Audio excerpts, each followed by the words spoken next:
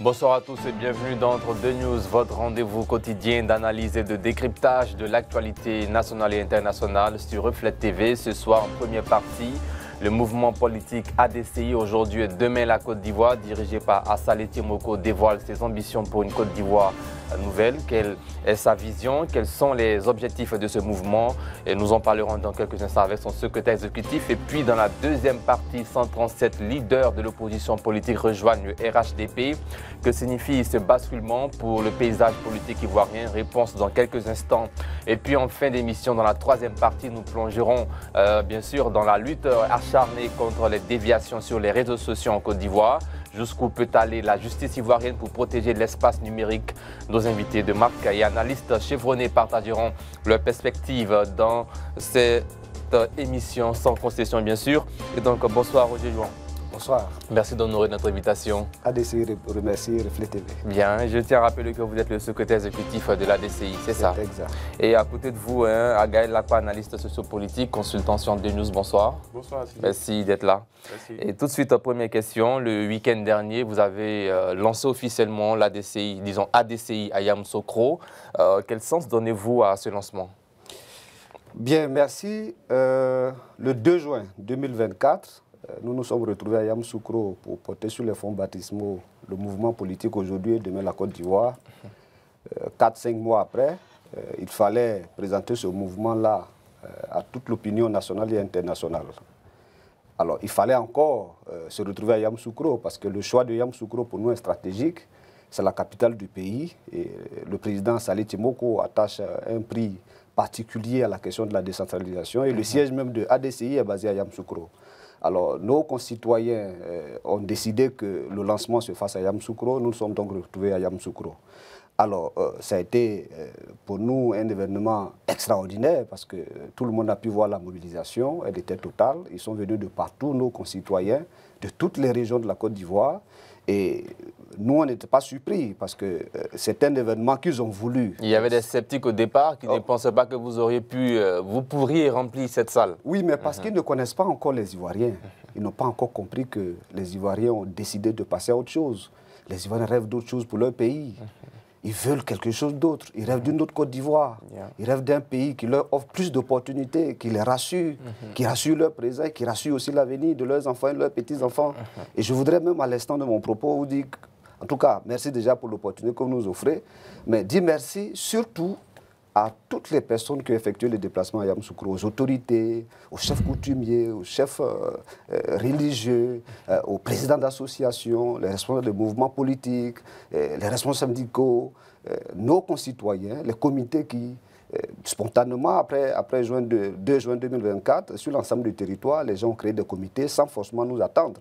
Dans leur localité, ils se sont organisés et tous ces comités ont convergé sur Yamoussoukro. Nous tenons ici à leur dire merci. Merci à toutes les régions, merci au district d'Abidjan, à toutes les communes du district d'Abidjan. On ne va pas les citer ici.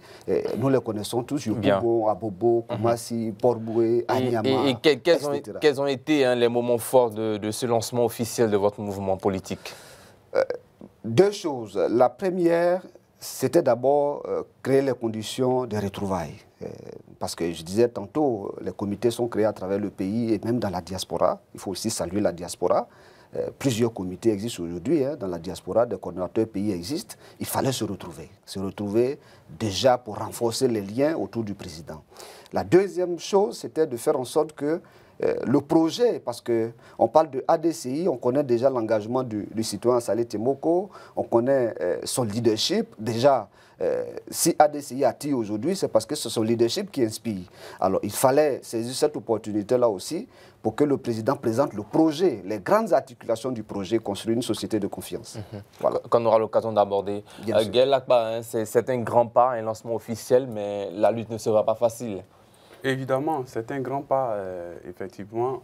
On a vu que ADCI est allé faire le lancement de ses activités à Yamoussoukro. C'est un signal parce que ça inspire déjà une question.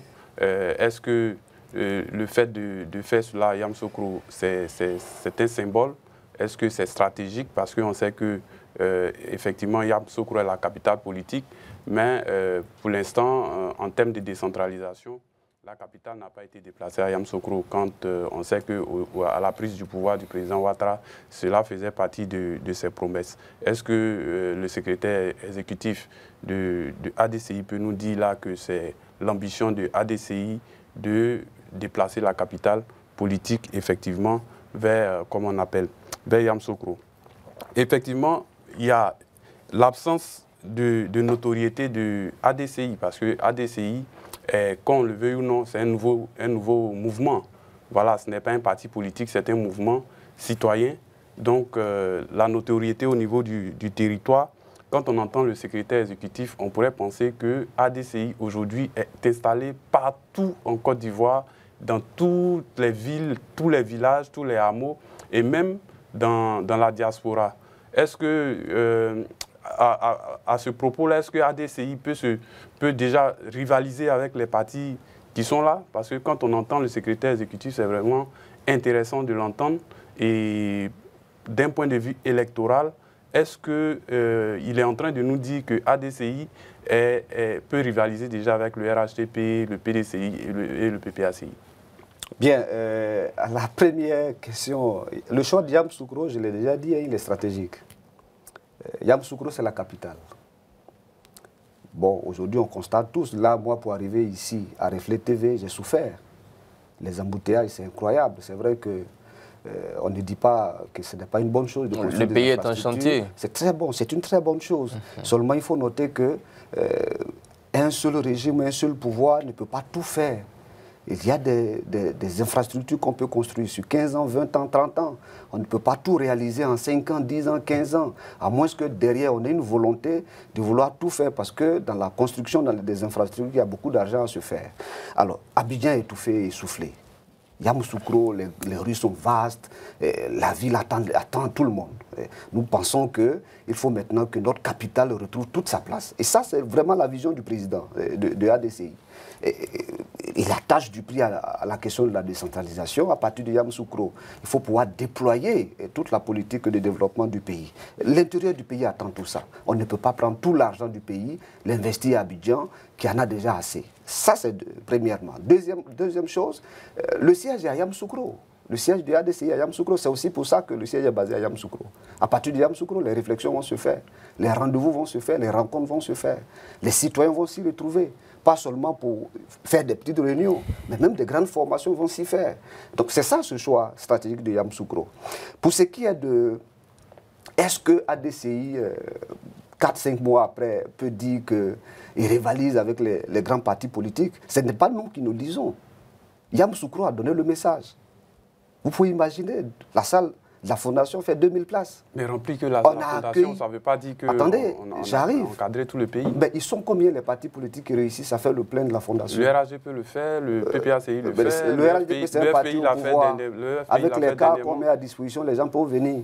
Le PDCI, on peut considérer que... Avec les cas. On peut considérer que le PDCI, Yamoussoukro, est comme une base pour le PDCI. Mobiliser, ce n'est pas un problème. Mais ADCI n'a que 4 mois. Bien. Vous avez déjà vu un bébé de 4 mois qui marche et qui parle à tout le monde? Mais le message a été envoyé à Yamoussoukro. Les gens étaient dans la salle, dans les couloirs de la salle, les sièges étant occupés, les gens étaient obligés de s'asseoir par terre. Moi, j'ai échangé avec certains qui m'ont dit, monsieur le secrétaire exécutif, nous, on a les fauteuils chez nous. On n'est pas venu ici pour être assis dans les fauteuils. Même assis par terre, on va écouter le citoyen. Bien, on va poursuivre. Comment le mouvement ADCI se positionne par rapport aux partis traditionnels comme le RHDP, le PDC, RDA et le PPACI? Nous sommes un mouvement pour le peuple. Le mouvement, d'ailleurs, c'est pour cela qu'on a choisi d'être un mouvement et non un parti. On sort des idéologies classiques. On veut aller au-delà des clivages. On veut rassembler les Ivoiriens parce que ce pays est fragmenté. Les Ivoiriens sont divisés. Aujourd'hui, quand un problème se pose, on ne se rassemble pas. On ne fait pas bloc pour défendre la cause nationale, pour défendre la cause des Ivoiriens. Chacun en fonction de ses prises de position, tout de suite, on sent qu'il est en train de défendre son grand leader, son gourou. ADCI se positionne comme le mouvement du peuple. Et donc, on n'est pas venu pour dire, comme les autres, ils sont ceci, ils sont cela. Non, ça ne nous intéresse pas. Au quotidien, d'ailleurs, vous voyez les prises de position du président Saleh Tcheboko. Chaque fois qu'il fait une sortie, ce sont les préoccupations des Ivoiriens qui sont mises en avant. Il n'y a pas une sortie des des idéologies classiques qu'on a l'habitude de voir sur nos tropiques. Est-ce que cela serait possible avec l'ADCI afin de pouvoir atteindre ces objectifs en 2025? À mon sens, quand on connaît l'histoire de la Côte d'Ivoire. À mon sens, il n'y aura pas tellement de différence parce que vous savez, l'honorable Assalé Tiomoko, en tant que député maire de Tia-Salé, aujourd'hui, c'est une autre paire de manches que de vouloir gouverner toute la Côte d'Ivoire. Parce que la plupart des partis traditionnels qui sont installés en Côte d'Ivoire, qu'on connaît, qui sont connus, on les voit toujours sur le plan de vouloir diriger la Côte d'Ivoire. Donc c'est aujourd'hui un nouveau combat pour l'honorable et son mouvement. Effectivement, les idéologies, on l'a déjà dit sur ce plateau dans certaines réflexions. Moi, je dis personnellement que les idéologies, c'est juste pour des discours académiques. Voilà. Sinon, en réalité, quand on s'intéresse aux réalités des Ivoiriens, des populations, on ne sent pas trop le côté idéologique de gauche ou de droite ou centriste. On se retrouve devant des populations qui ont faim, des populations qui veulent se loger, des populations qui veulent l'éducation. Et tout dépend de comment on réussit à organiser tout cela en tant que parti, en tant que mouvement pour ADCI. Mais en fonction des intérêts, il comprendra, ou bien ADCI comprendra dans le temps que tout cet engouement d'une partie du peuple vers lui, vers ce mouvement-là, risque de s'effriter. Il y a des risques parce que une fois qu'on parle de présidentiel et qu'on parle de défense d'intérêts, forcément, tout le monde ne va pas suivre.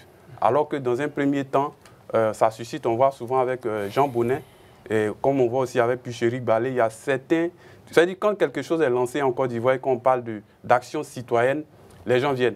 Mais une fois que vous allez essayer de bien formaliser les choses, j'ai vu tout à l'heure c'est le manifeste. Quand on aura l'occasion, le projet qu'on va aborder dans quelques instants. Une fois que vous commencez à structurer tout ça, ça vient sur le point de l'intérêt commun de tous. Donc effectivement, en fonction de vos orientations, vous n'aurez pas forcément tout l'engouement possible. Aussi, vous allez être positionné sur l'échiquier en tant que politique qui veut maintenant le pouvoir. Donc c'est différent. Bien. Alors quel commentaire vous faites sur ce propos de Gaël Lacroix, cette analyse? D'abord, certains ont dit Assalé Tiomoko, il est indépendant, donc ça passe. Il prend des positions, il dit des choses, ça intéresse, c'est intéressant. Donc voilà, tout le monde l'acclame, tout le monde l'applaudit. Et que si un jour il arrivait qu'il décide de quitter son indépendance pour mettre en place un mouvement ou un parti politique, il va connaître le visage des Ivoiriens. Yamoussoukro a encore envoyé un message. Yamoussoukro a encore envoyé un message. Si après ce qui s'est passé le 23 novembre, on continue encore dans ces petites analyses, c'est qu'on n'a pas encore compris. Ceux qui sont venus à Yamoussoukro, ce sont des gens qui, pour certains, n'ont jamais voulu militer dans un parti politique, qui n'ont jamais voulu entendre parler même de politique. Déçus de la façon dont la politique est faite chez nous, ils sont venus à Yamoussoukro. Certains ils sont partis de leur parti politique pour rejoindre ADCI. Ils sont des centaines que nous recevons par jour. Vous parlez tantôt de la présidentielle. Nous, on n'est pas encore arrivé là. À chaque jour suffit sa peine. Comment vous dirigez le pays? Pour le moment, un mouvement a été créé. Le président nous demande de le structurer, de le construire, de l'implanter, de le rapprocher des Ivoiriens, faire en sorte que dans le cœur, dans les esprits, le mouvement s'installe et que les Ivoiriens se l'approprient. D'ailleurs, Yamoussoukro a été un message, c'est leur mouvement. Regardez ce qui s'est passé dans la salle. Ceux qui étaient à Yamoussoukro, même qui n'étaient pas à Yamoussoukro, regardez les images qui circulent. Nulle part, vous ne verrez la photo de Assalé Tiomoko Antoine. Nulle part. Pourquoi? C'est ça qui est ADCI. C'est le projet qui est mis en avant. Ce sont les idées qui sont mises en avant. C'est l'intérêt des Ivoiriens qui est mis en avant. On ne fait pas la promotion ou le culte de la personnalité. Donc attendez, si 2025 arrive et parce que là le président l'a dit à Yamoussoukro, ADCI aura son mot à dire.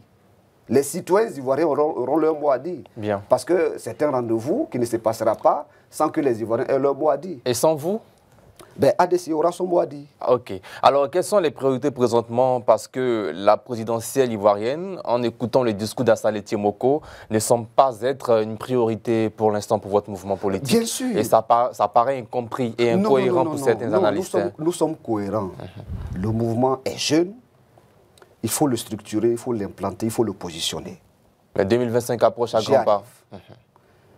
Mais nous, on ne mène pas des combats pour lesquels on ne considère pas que c'est le moment de les mener.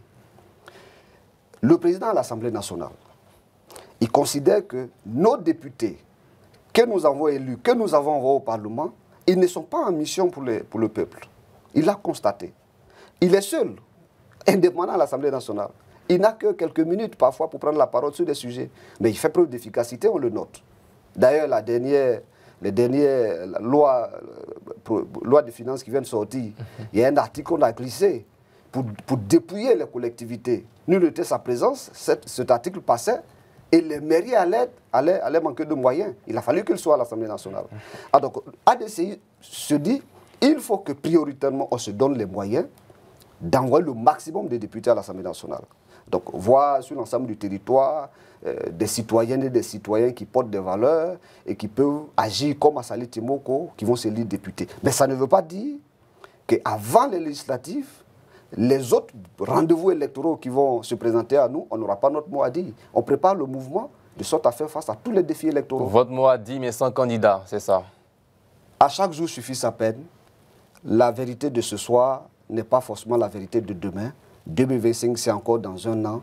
Laissez ADCI grandir, laissez ADCI se positionner sur le terrain, laissez les Ivoiriens accueillir leur mouvement, laissez-les l'organiser. Et puis en 2025, on verra. Vous allez apprécier les réalités du moment, comme on le dit. ADCI aura son mot à dire. Sur ce plateau, commentaire sur ces propos. ADCI aura son mot à dire. ADCI aura son mot à dire et il a déjà son mot à dire. Mais ce qui emmène toutes ces analyses, c'est que ADCI a été lancé à un moment quand même stratégique, à un an des élections. Voilà, des élections présidentielles. Ça aurait pu être 3 ans avant, 4 ans avant que le débat ne serait pas aussi passionné autour, que les suspicions ne seraient pas autant développées. Donc, ce n'est pas une stratégie. Voilà, c'est une stratégie à leur niveau. Mais moi, je les inviterais comment on appelle, à marquer déjà le pas et à afficher clairement leurs ambitions. Parce que tout à l'heure, il a dit, on a parlé de la décentralisation, ils vont parler de plusieurs éléments de projets bâtis autour du fonctionnement de la nation. Mais pour pouvoir exécuter tous ces projets-là, il faut quoi? Il faut passer aux affaires, il faut prendre le pouvoir. Donc, pour les exécuter, il faut que ADCI, c'est vrai, même le président Assali Timoko l'a dit ici la dernière fois, ils ont leur stratégie, c'est dire avoir autant d'élus, parce qu'effectivement, ils en ont besoin. Mais si ADCI aujourd'hui a pu, je vais dire rapidement, faire son lancement officiel à Yamoussoukro, c'est pour compter pendant la présidentielle 2025. Soit ils vont jouer un rôle de faiseur de roi, comme on le dit, ou bien eux-mêmes, ils vont vouloir être le roi qui dirige. Mais moi, à mon sens, je pense qu'il serait mieux, dès le départ, de pouvoir montrer. Pouvoir montrer, pouvoir le dire ou bien afficher leurs intentions, ça ne va pas jouer forcément contre ADCI, mais plutôt, c'est s'ils restent à dire non, ça ne nous intéresse pas, on verra, on verra. Il y a plusieurs sympathisants aujourd'hui qui sont avec eux relativement, parce qu'il y a des gens, comme il a dit, qui ne veulent pas s'intéresser à la politique, qui ont peur. Voilà. Mais ceux-là, quand dans 8 mois ou bien dans 6 mois, si jamais ADCI doit présenter un candidat, parce qu'il a dit ils apprécient en fonction des réalités. Quand il va arriver le moment où, par exemple, le ADCI va nous dire qu'il va avoir un candidat, forcément, on va voir des gens soit qui vont sortir, parce qu'ils vont se dire, bon, nous, on est venus là, ce n'est pas pour une affaire de présidentielle ou quoi. Je ne sais pas si vous comprenez. Le citoyen Gaël attend ADCI. Je sens qu'il est impatient de voir ADCI. Passer à l'œuvre. Passer à l'œuvre. Parce qu'il y a le terrain politique à ses réalités. Le président ne l'a jamais caché. Pour que ce pays change, il faut qu'il y ait en Côte d'Ivoire des citoyens qui décident de porter une autre dynamique. Mais attention, on n'est pas pressé. À un an des élections. On n'est pas pressé. Vous voulez d'abord un groupe parlementaire fort? Nous ne sommes pas pressés. Parce que ce pays aussi a assez souffert de ça. Les gens veulent le pouvoir tout de suite, par tous les moyens. On n'est pas pressé. Nous disons chaque fois qu'il est très facile de construire les routes et les ponts, mais il est très difficile de transformer les mentalités, transformer l'homme pour qu'il soit un instrument de transformation de la société. Nous voulons travailler sur l'homme. Nous voulons travailler sur les consciences. Nous voulons faire en sorte que nos concitoyens comprennent les enjeux et les défis. Ce sont eux qui décident. Le pouvoir, là, il est pour eux. Il est pour le peuple qui est le patron. Mais ADCI a été créé, le mouvement a été créé. Ce n'est pas un mouvement de soutien. Ce n'est pas une mutuelle. Ce n'est pas une association de quartier. C'est un mouvement politique. Voilà, on dit conquérir le pouvoir espace par espace, pour parler comme l'autre, morceau par morceau. Mais attends, le plus gros morceau, c'est le pouvoir d'État. Tout ce que ADCI veut faire, pour que cela s'applique, pour que cela soit une réalité pour les Ivoiriens, pour que la société de confiance, dont nous parlons tous les jours, et dont les piliers essentiels ont été présentés à Yamoussoukro, pour que cette société de confiance soit une réalité en Côte d'Ivoire, bien sûr, il faut que ADCI soit au pouvoir. Mais on n'est pas pressé. Est-ce que vous n'avez pas peur? Le pouvoir, là, et c'est le peuple qui le donne. Si le peuple estime que les pas que nous posons, les actes que nous posons, les positions que nous prenons, le rassurent, et d'ailleurs, il a commencé à donner des signaux. Il s'est déplacé pour venir à Yamoussoukro. Savez-vous qu'on a voulu faire cette activité à la mairie, à la salle de fête de la mairie de Yamoussoukro, qui fait aussi autour de 2000 places, 1500 places, 2000 places. La Providence nous a envoyé à la Fondation Félix Houphouët-Boigny. Les citoyens, ils nous ont dit, mais est-ce que la fondation même n'est pas petite? On leur a dit, allons à la fondation. Ils ont fait le plein de la fondation. Vous savez qu'ils demandent maintenant le pacte des expositions? Ils veulent maintenant le pacte des expositions. C'est le peuple qui est le patron. Bien. Si le message ne passe pas, vous saurez. Mais bien, nous ne sommes pas pressés. On va poursuivre. Hein. Vous avez une idée maîtresse, construire une société de confiance à partir d'un projet de développement durable. Dans ce document décliné en 16 piliers principaux. D'aucuns parlent de 15, en tant que 16 piliers. C'est 16 piliers. 16 piliers. Est-ce qu'on peut revenir sur le contenu de ce projet que vous avez? Bien sûr. Ben, 16 piliers. Est-ce qu'il faut détailler tous ces 16 piliers-là? Mais les grandes lignes de ces piliers pour ceux qui n'étaient pas à Yamoussoukro. Bien.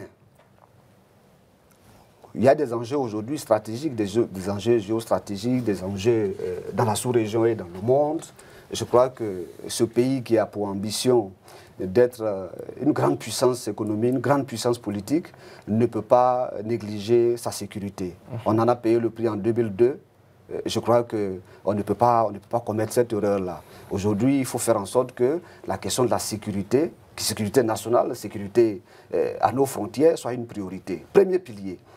Le deuxième pilier de ADCI, de ce projet construit une société de confiance, dont le président a parlé d'ailleurs à Yamoussoukro, c'est l'éducation et la formation. Si on ne donne pas la priorité à l'éducation et à la formation, on n'a rien compris. C'est qu'on a décidé de détruire le pays. D'ailleurs, on a payé le prix aujourd'hui. L'autre pilier majeur, bon, déjà qui commence souvent à faire le buzz un peu sur les réseaux, parce que le président a fait une petite publication là-dessus ce matin, et depuis hier, c'est la question de l'immigration. L'immigration. Les Ivoiriens se sentent aujourd'hui un peu étouffés et essoufflés. Vous voulez contrôler le flux migratoire? Nous pensons que l'heure est arrivée d'être assez courageux. À ADCI, il n'y a pas de langue de bois, hein, pas de place pour la langue de bois. Nous sommes comme un père de famille qui a sa maison, qui a ses enfants, qui doit scolariser, qui doit nourrir. En fonction de tes ressources, tu décides d'accueillir.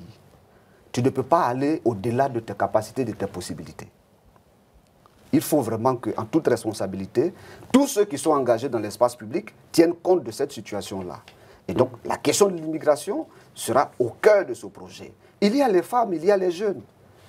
Très souvent, quand on parle des jeunes, on dit d'eux qui sont l'avenir du pays. Mais ils sont d'abord le présent.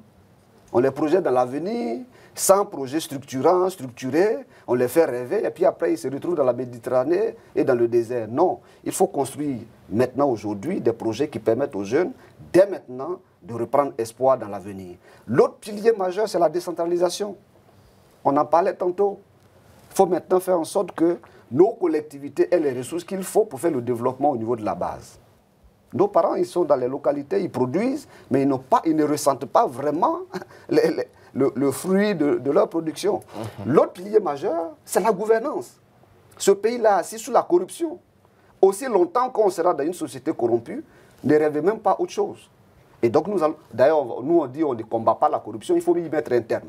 Et l'exemple doit être donné par le sommet.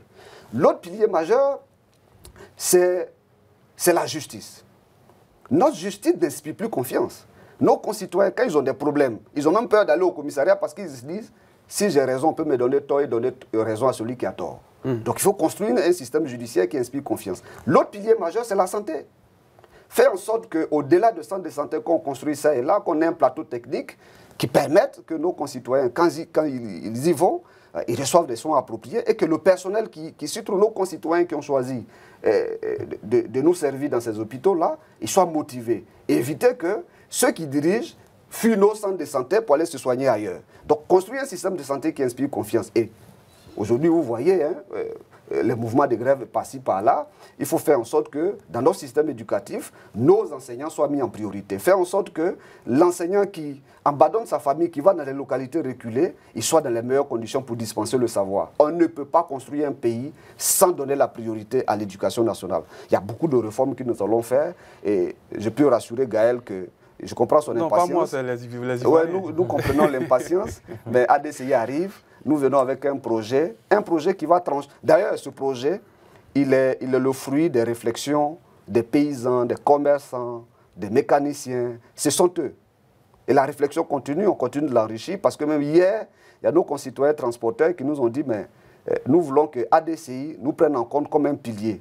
Je pense que le président a entendu leur voix, les réflexions sont en cours. Bien, il y a un commentaire sur ces 16 piliers de l'ADCI. Ils sont bien élaborés, félicitations pour le travail. Seulement que... Mais d'aucuns disent que ce sont des discours qu'on tient. Voilà, j'en viens. Qu'en est-il de l'application? Effectivement, puisqu'il s'agit de la nation, il y a des sujets qui reviennent. L'éducation, la santé, le social et tout ce qu'il a bien pu citer. Mais je tiens des innovations quand même, parce que la politique immigratoire que ADCI va toucher, c'est très important. On n'a pas aussi parlé de la diaspora aussi. Voilà, c'est très important parce qu'il nous faut effectivement une politique d'immigration. Les partis traditionnels, ce sont des sujets qui n'en parlent pas souvent. Il y a aussi, on connaît bien M. Assalé Tiemoko pour les valeurs africaines. Donc quand il parle de la corruption et tout ça, en tout cas plusieurs valeurs qui aujourd'hui sont foulées aux pieds en Côte d'Ivoire. Il y aura aussi comme on appelle, la politique sur les mines. Quand on parle de l'orpaillage clandestin et tout ça, je sais que l'honorable... Bien sûr, non, c'est aucun... Non, je vous rassure. Aujourd'hui, sans vous interrompre, hein, on note que de plus en plus, nos jeunes abandonnent l'école, ils vont faire l'orpaillage. Donc tout ça, ce sont des défis. Il faut faire très attention. Et ce sont des thèmes innovateurs que ADCI touche. Et à la retraite, effectivement, avec les personnes du troisième âge. Parce qu'en réalité, on sait que les partis, en Côte d'Ivoire, on dit la jeunesse. Non. Mais il n'y a pas de véritable politique pour les personnes du troisième âge. Bien. Mais au-delà de ça, je vais déjà poser une petite dernière question au secrétaire exécutif. Ce sont les hommes, en fait. Bien sûr. Parce que tout ça, comme M. Sidik le disait, tout ça sont des projets que la plupart des partis politiques portent. Quand il s'agit de venir les défendre, on va nous dire on va construire tel nombre de logements, on va faire ceci, on va faire cela, comme le parti au pouvoir l'a fait aujourd'hui, mais on a le résultat. Est-ce que ADCI, au-delà de Assalé Tiemoko qui a fait ses preuves, a les éléments, a les hommes nécessaires pour pouvoir tenir ce projet-là? Bien. Et je vais compléter pour terminer, c'est la dernière question. Et puis, quels sont les mécanismes mis en place pour impliquer activement les citoyens dans ce processus de transformation prôné par ADCI? Bon, moi, je voudrais rassurer encore le citoyen Gaël qu'au-delà du citoyen Assalé Tiemoko, là, vous me voyez aujourd'hui sur ce plateau, vous en aurez d'autres. Et chacun de nous a un parcours. On a fait beaucoup de choses en Côte d'Ivoire. Les Ivoiriens, ils savent ce que nous avons fait. Mais au-delà, ce que fait le citoyen Assalé Tiemoko, qui est notre leader, qui est le chef, c'est toute une équipe qui est avec lui. Des combats ont été menés, des victoires ont été obtenues, des échecs ont été connus. Il faut capitaliser, il faut tirer les leçons. Oui, il est très facile de parler projet en Côte d'Ivoire. Tout le monde a des projets. Il y en a qui ont 10 piliers, 15, 20, 30 piliers. C'est ça. Il y en a d'autres qui font des promesses de transformation au coup de baguette magique. Non, ce n'est pas de ça qu'il s'agit. Celui qui parle, ses actes parlent beaucoup plus fort que lui. Dans ce pays, nous savons tous l'impact d'Assalé Tiemoko, de ses collaborateurs, dans le quotidien des Ivoiriens. Et nous voyons chaque fois, chaque sortie, quand les frais de COGES ont été supportés par les collectivités, Assalé Tiemoko n'a pas attendu d'avoir un mouvement ou d'arriver au pouvoir. Quand il se bat pour que la connexion Internet soit un coût acceptable pour chacune et chacun de nous, et qu'on ne nous retire pas ce qu'on a déjà acheté, il n'a pas attendu. Quand Salih Tchimoko se bat pour que l'État ne s'enrichisse pas sur la douleur des gens, c'est-à-dire faire en sorte que les frais de conservation de corps soient supportables par tous, Salih Tchimoko n'a pas attendu d'arriver au pouvoir pour le faire. Quand il se bat au quotidien, par exemple, on est sur des batailles pour les redevances, très bientôt on va attaquer d'autres structures, mais ça c'est des combats qu'on mène au quotidien. Les valeurs, tout le monde en parle. Mais est-ce qu'on voit dans nos façons d'agir au quotidien ces valeurs-là, d'intégrité, de justice, d'engagement, de loyauté, de service et d'humilité? C'est des valeurs que vous voulez partager avec les citoyens. Et donc, pour revenir rapidement, terminer sur la dernière... Les mécanismes, c'est... Nous, on n'est pas des génies. Il n'y a pas de salut en dehors de la formation. Il faut préparer les citoyens à être en capacité. Et ça commence par la possibilité de leur donner les rudiments nécessaires. C'est la formation. Formation sur tous les sujets, sur l'entrepreneuriat, sur la citoyenneté, sur le respect des droits, sur la République, sur la démocratie, l'État, les institutions qui existent. Tout ça, ce sont des formations que nous allons donner aux uns aux autres, de sorte que le citoyen soit outillé et qu'il n'aille pas voter parce qu'on lui a donné 1000 francs, un morceau de pain ou un morceau de paille. Voilà les enjeux. Merci Roger Jouan. Je tiens à rappeler que vous êtes le secrétaire exécutif d'Aujourd'hui et Demain la Côte d'Ivoire, ADCI, le mouvement politique présidé par Salih Tchimoko. On espère vous revoir très prochainement. Nous sommes disponibles. On vous accompagne. ADCI est disponible. Et puis construisons tous la société de confiance dont nous rêvons pour le pays. Merci de nous avoir invités. Bien, c'est nous qui vous remercions. Nous vous accompagnons à travers la pub. Voilà, des retours de la pub, nous sommes rejoints par Thomas Guessambi. Bonsoir. Bonsoir Sidik. Merci de nous avoir rejoints. Merci. Deuxième partie de cette émission, adhésion des 137 leaders de l'opposition politique au RHDP, le Rassemblement des Oufouettistes pour la démocratie et la paix. Écoutons les précisions du ministre Mamadou Touré, coordonnateur principal du RHDP dans le Haut-Sassandra. On regarde. Sur les 137 aujourd'hui, nous avons 19 personnalités issues du PDCI RDA. Nous avons 68 issus du PPACI. Nous avons 10 issus de l'ancien FPI de Laurent Gbagbo, donc ex-LMP. Nous avons 19 issus du FPI actuel. Nous avons une personne issue donc de GPS et nous avons 7 personnes issues du COGEP. Et nous avons aussi 13 cadres de notre administration à différents niveaux qui jusque-là n'avaient, comme je l'ai dit tantôt, n'avaient aucun ancrage politique, qui ont décidé donc de vous rejoindre. Donc au niveau donc... Voilà, Thomas Guessambi, quel commentaire faites-vous sur ces précisions du ministre Mamadou Touré quant aux personnalités, aux cadres leaders qui ont adhéré au RHDP en quittant l'opposition ivoirienne? Je vois là l'illustration sans doute parfaite du schéma systémique de la communication où il y a un émetteur, un récepteur. Hier, l'émetteur, c'était, je pense, à Bogué, un cadre du RHDP qui partait rejoindre le PDCI. Et puis, on va dire, une semaine après, c'est une communication de M. Touré Mamadou, on va dire président du conseil régional de Daloa, qui annonce ces choses. Pour moi, ça ne peut pas défrayer la chronique puisque ce n'est pas une grande première.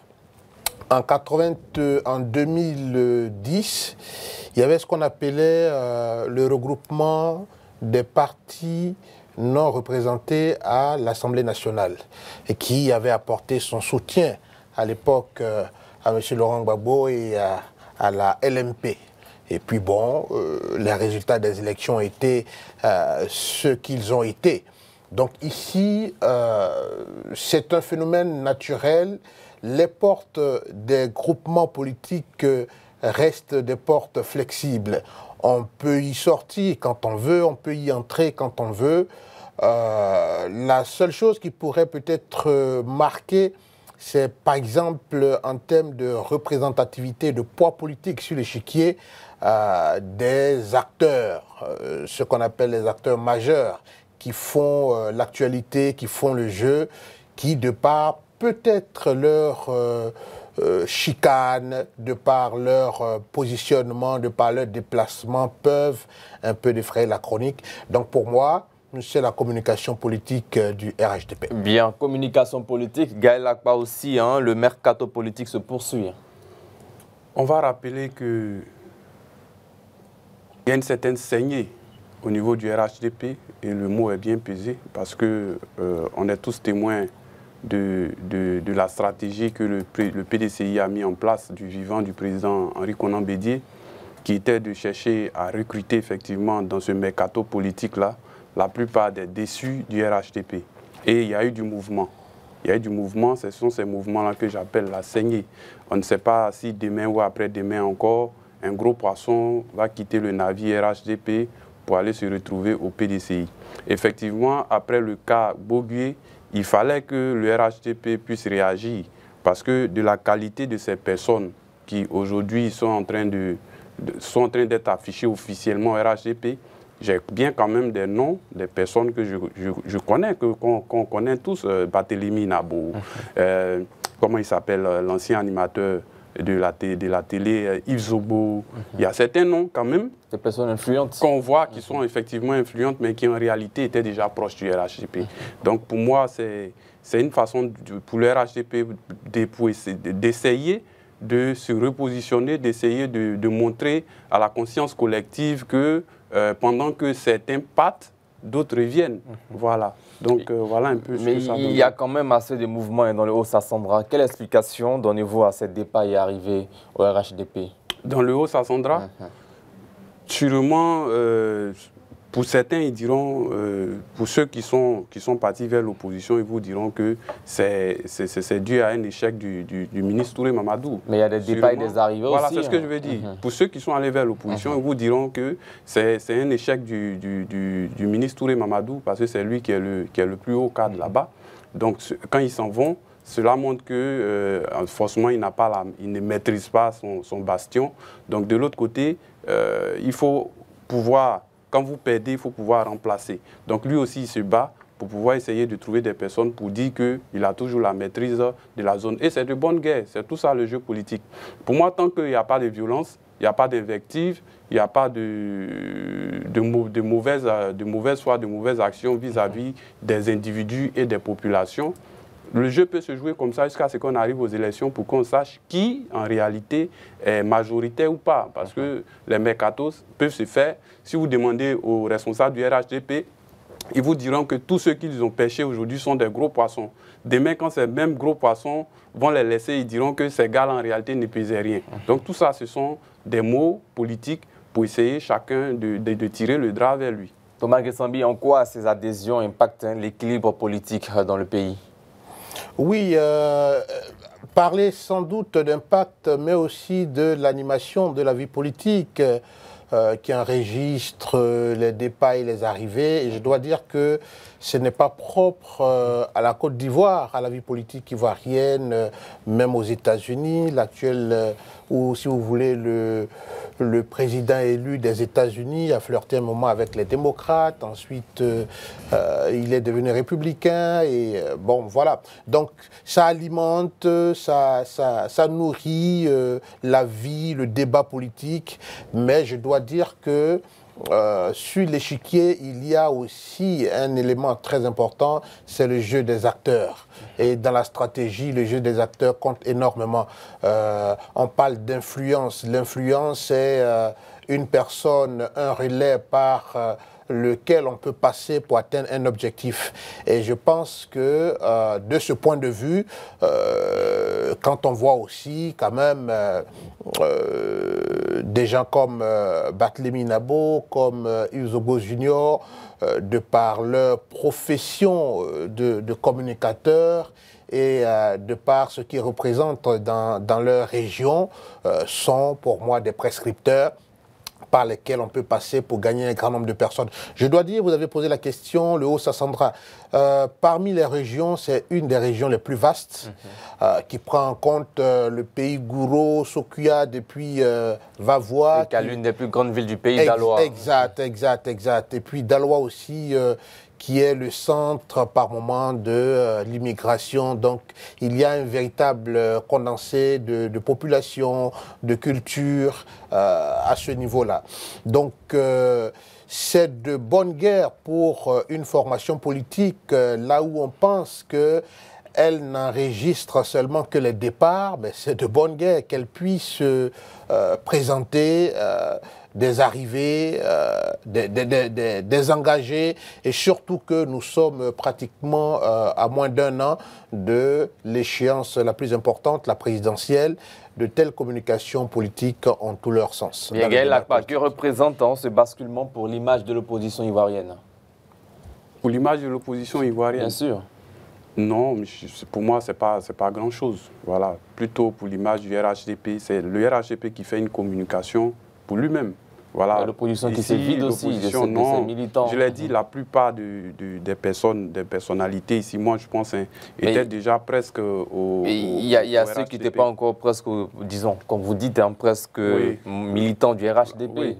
Mais comment on appelle, pour l'opposition... Pour ceux qui ont pris la parole. Voilà, pour l'opposition, je ne pense pas que cela ait assez d'impact. Moi, je pense que dans ce jeu du mercato, là, celui qui est plus perdant en réalité, c'est le parti au pouvoir. Voilà. L'opposition ne fait que ratisser, ne fait que chercher à se positionner. Quand on sait le discours du RHDP qui dit qu'il est majoritaire, qu'il est indéboulonnable, qu'il est le parti le plus fort, le plus représentatif, et qui a plus comment on appelle, d'élus, de représentants et tout, c'est plutôt au parti de l'opposition qui cherche plutôt comment on appelle, à gonfler ses rangs, puisque selon le discours du RHDP, il est minoritaire. Mais quand des cadres quittent le RHDP pour aller vers ces partis de l'opposition, là, c'est ce qui est problématique. Donc le RHDP est dans son rôle, et c'est tout à fait normal que ce parti qui s'est dit le plus majoritaire de Côte d'Ivoire, quand il perd des éléments, il cherche à se renforcer. Donc pour moi, ça n'a vraiment pas d'impact aussi significatif sur l'opposition qui, de toute façon, en réalité, dans ce mercato, n'a rien à perdre et qui n'a qu'à gagner, en fait. Place maintenant au troisième et dernier sujet de cette émission. Il s'agit bien sûr des réseaux sociaux et la justice ivoirienne. La Côte d'Ivoire ne fait plus cadeau aux mauvais utilisateurs des réseaux sociaux. On a vu tout récemment les cas Bikongo, ensuite Apuchu National et l'affaire Bébé Mort à la décharge d'Akwedo. Quelle analyse comparée faites-vous de ces cas? Pour commencer avec vous, Gaël Lakpa. Déjà, je me félicite, on va se féliciter du fait qu'on sente enfin que le gouvernement décide de réagir. C'est vrai que depuis quelques années, avec la mise en place de la PLCC, qui s'occupe de tout ce qui est numérique, déjà ça avait commencé il y a quelques années. Je peux dire que depuis 5 à 6 ans maintenant, le code même, la loi même sur le numérique a été révisée. Mais c'est dans l'application que ça mettait du temps. Il ne faut pas oublier qu'à un moment, le ministère de la Communication aussi avait reçu certains influenceurs, comme on le dit, avait reçu certains hommes des médias pour leur porter ces différentes lois-là, ces différentes mises à jour pour une sorte de prévention. Donc je pense que la phase de prévention et de sensibilisation est passée. Mais pendant cette phase-là, beaucoup d'actions se sont passées sur les réseaux sociaux. Il faut dire à nos concitoyens et la plupart des utilisateurs d'Internet qu'il n'y a pas de vie. Il y a certains qui ont l'impression qu'il y a la vie réelle qu'on mène et dans les réseaux sociaux, il y a une certaine différence. Dans la vraie vie, si vous êtes un voleur et que sur les réseaux sociaux, vous comportez comme un voleur, c'est une infraction, on va vous prendre. Donc, les réseaux sociaux ne sont que l'image, le reflet de ce qui se passe dans la vraie vie. Alors que qu'est-ce qu'on découvre? Vous trouverez quelqu'un qui est très sage dans la vie réelle et sur les réseaux sociaux, c'est celui qui s'adonne à toutes sortes de vices et de mauvais comportements. Donc en réalité, moi je dis déjà, on se félicite du fait que ces derniers temps, il y ait des actions dans le sens de pouvoir vraiment ramener les valeurs. Parce que qu'est-ce qui se passe sur les réseaux sociaux? Il y a une certaine culture de la médiocrité. On voit les injures, les calomnies, l'exhibitionnisme. J'en avais parlé ici dans un carton rouge. Et tout ça, la prostitution. Et ça veut dire tout ce qui est vraiment difficile à faire dans la vraie vie, c'est ce que les gens vont réaliser sur les réseaux sociaux. Il y a aussi le débat politique. Vous voyez aujourd'hui, je l'ai déjà dit, mais il faut qu'on trouve vraiment une solution à cela. N'importe qui organise un panel sur certains réseaux et tout le temps les débats, des gens qui appellent des injures, des menaces même. Il y a d'autres qui parlent même de plans de coups d'État, d'attaques par rapport aux élections qui viennent et tout ça. Mais ce n'est pas sérieux. Mais il faut que la loi puisse vraiment agir pour protéger les populations, parce que c'est ce qui se prépare sur les réseaux sociaux qui finit par se retrouver dans la vraie vie. Bien. Thomas Guessambi, quelle lecture faites-vous de la situation, la présente situation, quant à l'utilisation des réseaux sociaux en Côte d'Ivoire? On a vu des cas d'arrestation, des sorties du procureur de la République.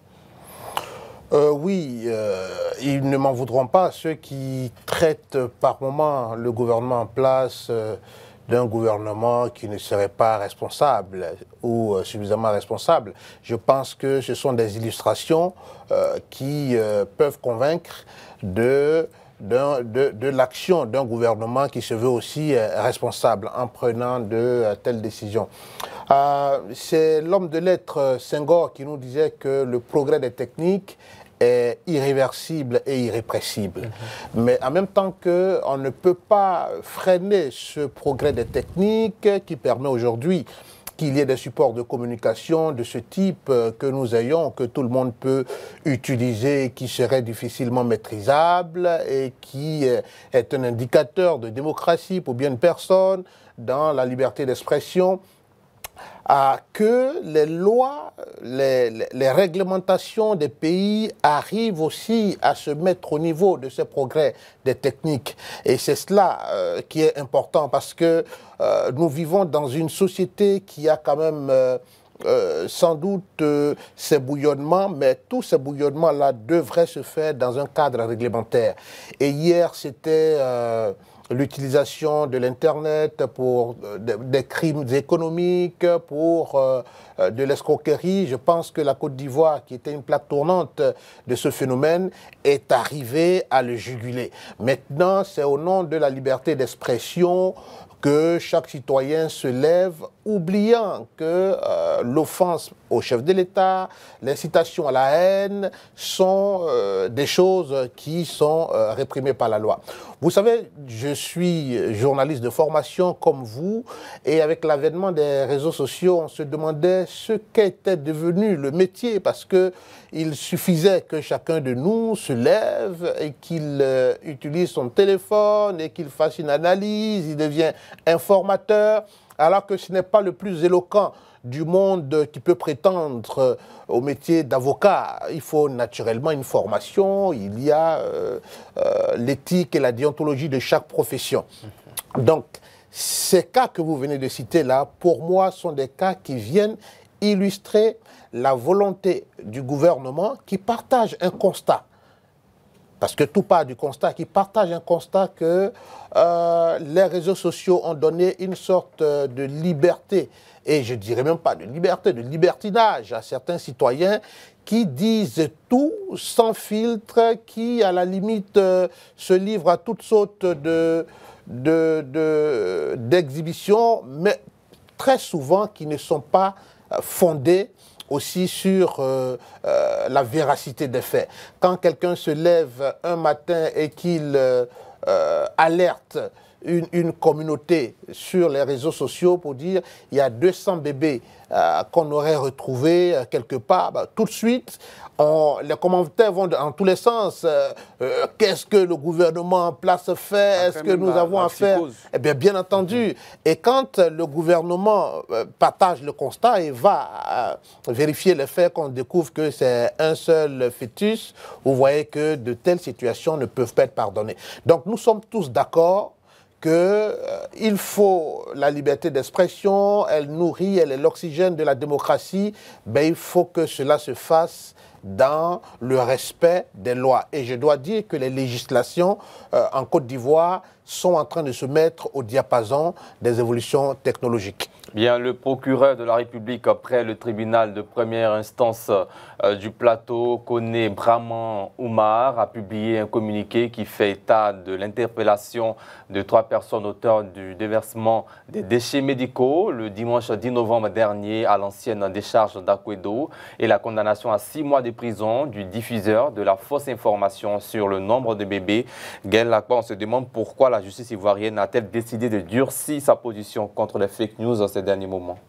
Non, ce n'est pas maintenant, comme je l'ai dit à l'entame de mes propos. Hein. La loi existe déjà. La loi existe, mais il n'y avait pas de répression. Oui, quand vous voyez... On n'avait pas aussi déjà, assisté à de telles scènes. Donc, voilà. Quand vous voyez déjà dans le communiqué du procureur, les différents articles sont cités, ce qui veut dire que la loi existe déjà. Mais en réalité, pour ce cas-là, effectivement, c'est vraiment très grave ce qui s'est passé. Souvent, quand il y a des fake news et ce genre de choses, c'est souvent sur le terrain politique qu'on voit soit des fausses informations sur quelqu'un. Mais pour ce genre de cas-là, effectivement, Thomas l'a dit tout à l'heure, on n'en avait jamais vu. Et il fallait effectivement que les enquêtes soient menées. Et moi, je félicite déjà les forces de l'ordre pour le travail parce que je m'étais interrogé. Quand le truc est arrivé, on a dit que les enquêtes étaient en cours. On a souhaité que ces enquêtes-là nous produisent des résultats. Comme souvent, des enquêtes sont menées, il n'y a pas de résultats. Cette fois-ci, ça a été mené, il y a des résultats. Celui qui a été pris, sa condamnation va servir d'exemple pour les autres parce qu'il n'est pas seul en réalité dans ce genre de fake news. Il faut toujours sensibiliser nos citoyens. Comme je l'ai dit, il n'y a pas une vie réelle. Et on se demande comment sensibiliser ces citoyens. Oui, c'est la véritable question qu'on se pose. Il faut leur faire connaître le code pénal à ce niveau-là, leur dire ce que nous disons sur ce plateau, que quand vous êtes sur les réseaux sociaux, il faut être responsable à tous les niveaux. Tel que vous êtes responsable dans la vraie vie, il faut être responsable sur les réseaux sociaux. Il ne faut pas diffuser des fausses informations avant de publier une information que vous avez reçue. Mais tout pas par la formation. Bien sûr, bien sûr. Avant de partager une information, il faut la vérifier d'abord. Comment un citoyen lambda pourra vérifier une information pour savoir si elle est juste ou fausse? C'est ça aussi le truc. Il y a quelques années, je pense en 2022, une initiative citoyenne qui avait lancé un appel au ministère de l'Éducation nationale en souhaitant que dans les manuels scolaires, qu'il soit inscrit l'éducation aux médias dès la classe de CM2. Mais malheureusement, il n'y a pas eu gain de cause plus tard. Oui, ça c'est une question de volonté politique. Et puis, ça dépend de comment le gouvernement aussi prend cette question. Si aujourd'hui on est en train de passer à la répression, c'est que sûrement je m'attends à ce que dans les prochains bouquins, les prochains programmes scolaires, ça puisse être intégré parce que c'est urgent. Voilà. Bien.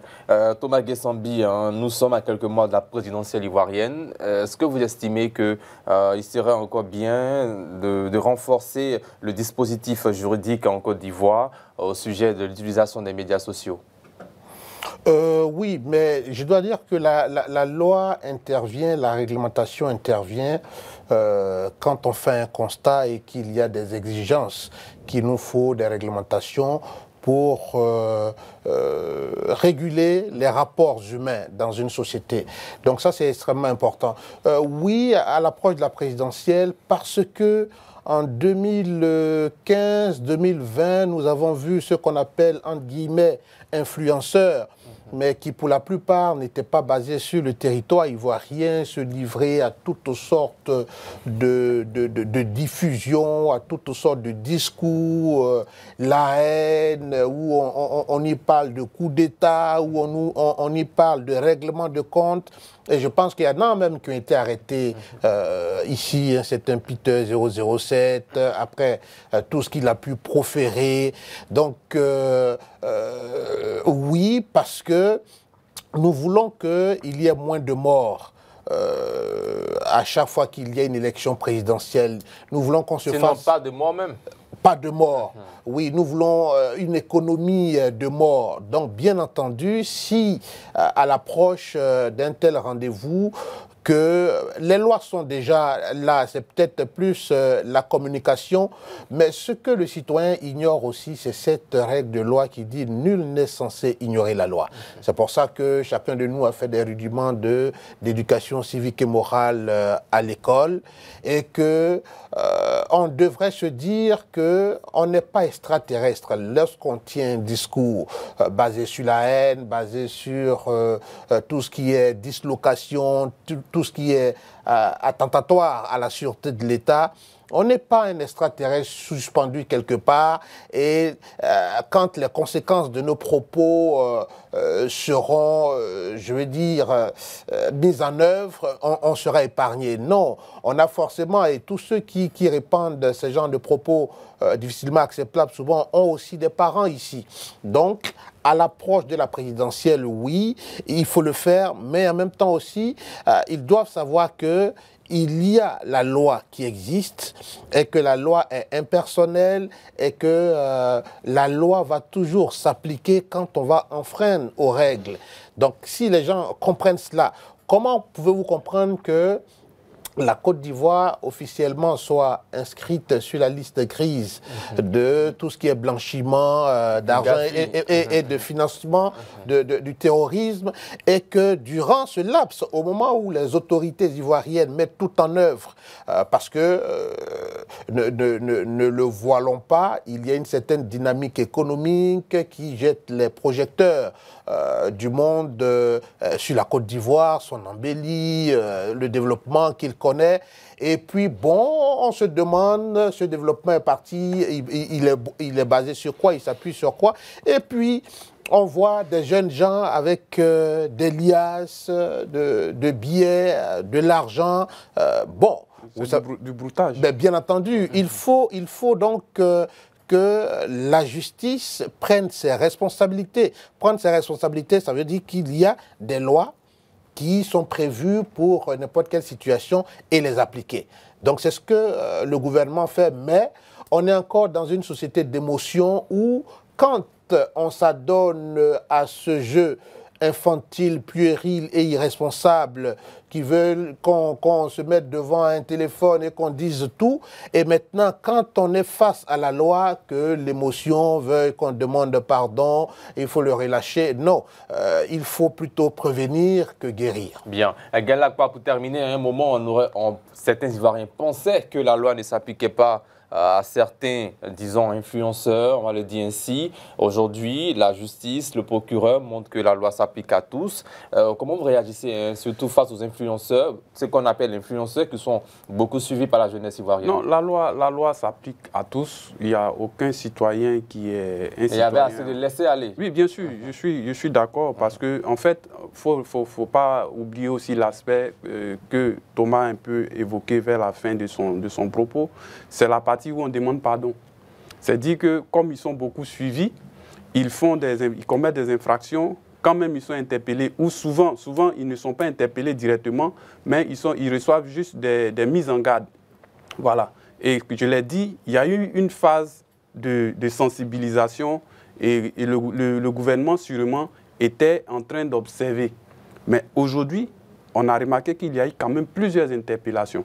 Et après ces interpellations, qu'est-ce qui se passe? On veut demander pardon, on demande des arrangements. Mais effectivement, la loi, c'est la loi. Il faut que nous tous, on puisse être d'accord que quand on est sur les réseaux sociaux, il faut être responsable. Et puis, il y a un autre élément qui fait qu'on a l'impression que les gens ne sont pas interpellés, bien qu'ils fassent des gaffes sur les réseaux sociaux. C'est le fait qu'ils soient très souvent, à l'extérieur. Moi, je suis beaucoup. Ceux qui sont à l'intérieur aujourd'hui du pays ont commencé à s'assagir relativement au mauvais comportement sur les réseaux sociaux. Mais quand vous allez trouver ces derniers temps quelqu'un dans les invectives, dans l'exposition sexuelle, dans certaines choses, qui le fait de façon continue, et vous posez la question, mais pourquoi cette personne n'est pas interpellée? En général, ces personnes-là sont à l'extérieur. Donc, il faut renforcer la collaboration entre la Côte d'Ivoire et la plupart des pays autour de la Côte d'Ivoire et même plus loin. De sorte à ce que quand un Ivoirien, ou bien qui qu'il soit, de l'extérieur, se met en porte-à-faux vis-à-vis de la loi, il faut que depuis son pays-là, il soit interpellé, qu'il puisse répondre. Merci, si on Gaël fait comme ça, les choses vont s'arranger. Place maintenant au carton rouge.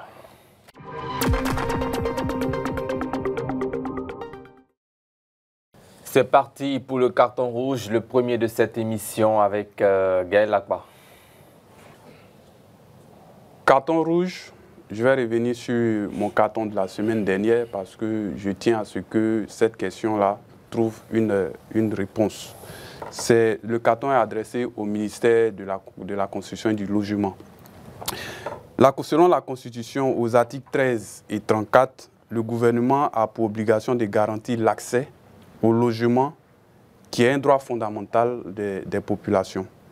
Alors, c'est vrai que c'est fort de cela qu'on se souvient lorsque le président Ouattara venait aux affaires en 2010, il avait fait un grand projet de logements sociaux. Aujourd'hui, le constat il est clair, ce projet-là n'a pas pu aboutir.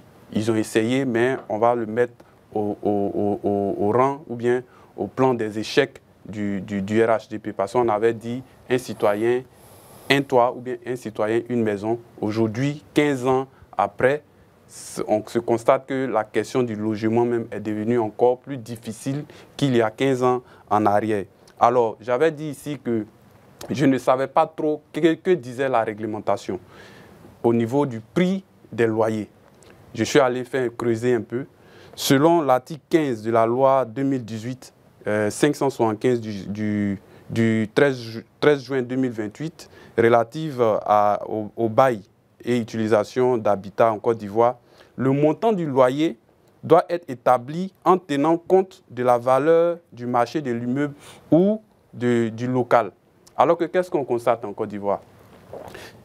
C'est vrai, ça doit tenir compte de la localisation, de la qualité du logement, des équipements et tout, mais les bailleurs fixent les prix de manière unilatérale.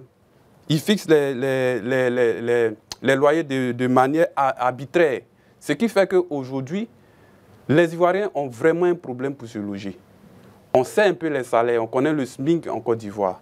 On sait un peu les salaires moyens. Cela va entre 300, 400 000 pour certains fonctionnaires, 500 000 souvent, mais la plupart des maisons aujourd'hui, même pour une chambre salon, et sur quelle dimension même? Les dimensions ne sont même pas respectées. Le matériau de construction, ça laisse à désirer. Et on se retrouve dans des maisons, on se demande si ce sont des poulaillers, mais qui sont chers, 150, 200 000, 300 000, facilement. Selon même la localisation, tout ça, ça ne compte pas. Les bailleurs sont à l'aise, ils sont libres de faire ce qu'ils veulent. On se demande ce que le ministère fait dans ce sens-là. Il ne s'agit pas simplement d'avoir des projets de construction comment on appelle, de logements sociaux que le gouvernement fait, mais le privé aussi loge les Ivoiriens. Mais il faut avoir un œil regardant dans ce domaine-là parce qu'aujourd'hui, sincèrement, tout et n'importe quoi est fait dans ce domaine. Il faut que le ministère prenne ses responsabilités. Donc, carton rouge encore au ministère de la construction du logement. Il faut qu'ils prennent leurs responsabilités pour que les Ivoiriens aient des logements décents à des prix raisonnables. Thomas Gessambi, commentaires, questions sur ce carton rouge? Oui, moi j'ai plus vu un panneau rouge tel que la superficie de la présentation de la problématique était beaucoup plus grande qu'un carton. Mais cela dit, je me demande si ce n'était pas le même carton qu'on avait prévu donner. C'est tellement une réalité qui prend en compte aussi un certain nombre de choses. Il faut que le développement soit un peu décentralisé. C'est pour ça que nous appelons de tous nos voeux le transfert de la capitale, parce que tant que tout est concentré sur Abidjan, évidemment, les questions de logement, les questions d'accès aux soins, les questions de sécurité, et j'ose croire que cela fait toujours partie des projets primordiaux et principaux du président de la République. Donc je suis entièrement d'accord avec tout ce que Gaël a dépeint comme réalité. Maintenant, votre carton rouge. Oui, mon carton rouge le rejoint. Il suffit que dans une allée, une couche de bitume puisse passer devant un immeuble dont l'appartement avait un prix modeste, que tout juste après le passage du bitume, que le prix soit multiplié par 2 ou par 3. Est-ce que c'est... Donc, je n'ai pas utilisé mon carton. Est-ce que si c'est de la responsabilité du ministère de la Construction, il faut réagir sur cela. Si c'est de la responsabilité du ministère du Commerce, il faut réagir sur cela. Ensuite, je pense que la question de 2 mois de loyer, 2 mois d'avance n'est pas respectée.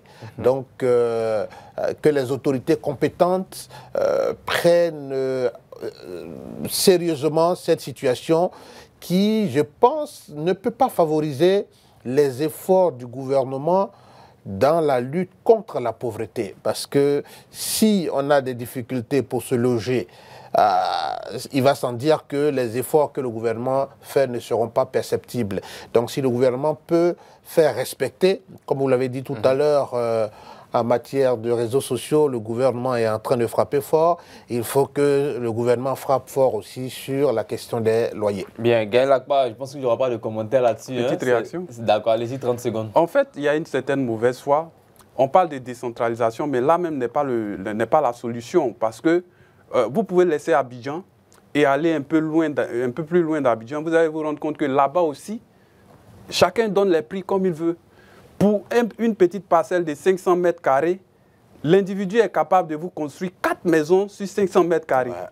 Donc, il n'y a pas de dimension respectée. Est-ce que ce sont des hommes qui habitent dans ces maisons-là? Vraiment, c'est un cri de cœur. Il faut que le ministère, vraiment, à ce niveau-là, prenne ses responsabilités. Bien, nous allons organiser un débat sur ce sujet. Nous allons bien sûr lancer une requête auprès du ministère de la Construction, espérant que nous aurons gain de cause. Je vous le promets, nous ferons un débat sur ce sujet d'ici la semaine prochaine. Il serait le bienvenu. Bien. Alors, place maintenant au chiffre du jour.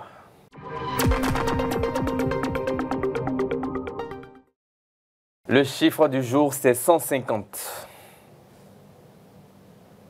On va dire tonnes, 150 tonnes. Non, je ne vois pas. On voit ça maintenant.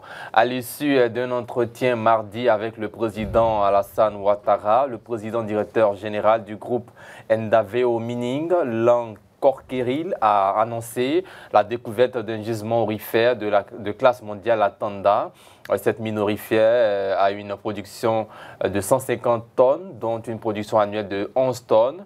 Elle favorisera la création de 4000 emplois directs et indirects. Quel commentaire faites-vous, Gaël Akpa, sur cette nouvelle découverte d'une mine aurifère en Côte d'Ivoire? Pour moi, je vais faire une petite étude comparative parce que ce n'est pas la première découverte. Parce que il y a moins d'1 an, il y a eu quand même d'autres découvertes. C'est dit que de façon industrielle, que la Côte d'Ivoire gère bien ce côté de l'exploitation minière. Mais le problème, c'est qu'à côté, on a l'orpaillage clandestin. Voilà. Il faut que le gouvernement, si déjà on a ce genre d'initiative, on le dit bien, qu'il pourra produire plus de 4000 emplois, c'est déjà bon puisque c'est bien réglementé, mais il faut plus se battre contre l'orpaillage clandestin parce qu'on a tenu l'émission ici il n'y a pas tellement longtemps. Il faut mieux lutter contre l'orpaillage clandestin. Sinon, quand les choses sont bien réglementées comme ça, quand des grands groupes viennent, c'est bien pour l'économie du pays, mais quand cela fait entrer de l'argent aussi, il faut que cet argent-là soit bien redistribué parce que cela, il va aussi de la volonté du gouvernement de pouvoir bien utiliser ces ressources-là. Thomas Gessambi. Ça montre pour moi que les choses sont dynamiques. Hier, c'était l'agriculture et aujourd'hui, c'est l'industrie minière qui est en train de se positionner comme élément d'enrichissement du pays. Mais j'étais inquiet personnellement face à la dégradation des terres que cause l'industrie minière, beaucoup plus avec l'orpaillage clandestin et même avec les stations minières professionnelles. Hier, j'étais à un événement au cours duquel le ministre en charge de la question et des opérateurs du secteur nous ont donné l'assurance que non seulement il y a l'extraction, il y a des découvertes. Ce que je dois dire, c'est que la technologie aujourd'hui, qui dépasse celle qui existait il y a 20 ans, 30 ans en arrière, la technologie d'aujourd'hui permet de découvrir beaucoup plus de gisements qu'il y a 20 ans, 30 ans. Et que même des minerais avaient été abandonnés parce que pensant avoir été suffisamment exploité, mais la technologie aujourd'hui démontre que ça n'a pas été suffisamment exploité. Donc, le fait, la loi dit, par exemple, qu'il faut que l'opérateur ait des projets sociaux pour la population impactée. Mais la rencontre d'hier à laquelle j'ai participé, il y a des opérateurs qui vont au-delà de la population impactée pour s'adresser à toute la Côte d'Ivoire. Et il y a des mécanismes qui sont mis en place pour que la terre retrouve sa forme d'antan, ce qui est différent de l'orpaillage clandestin. Donc, il est question sans doute de lutter contre l'orpaillage clandestin vigoureusement et puis donner la place à ces industriels-là, ces professionnels qui viennent, qui font un travail qui est contrôlé par l'État, qui font un travail qui aide plus la population que l'orpaillage clandestin. Merci Thomas Guessambi, merci à vous Gaël Lapa. Chaque action politique, chaque mot prononcé, chaque clic sur les réseaux sociaux a des conséquences. Alors que l'avenir se dessine, souvenons-nous de cette sagesse africaine qui dit, je cite, « La vérité est comme l'eau, elle trouve toujours son chemin ». À demain pour un autre numéro d'Entre deux News. Portez-vous bien. Bonsoir.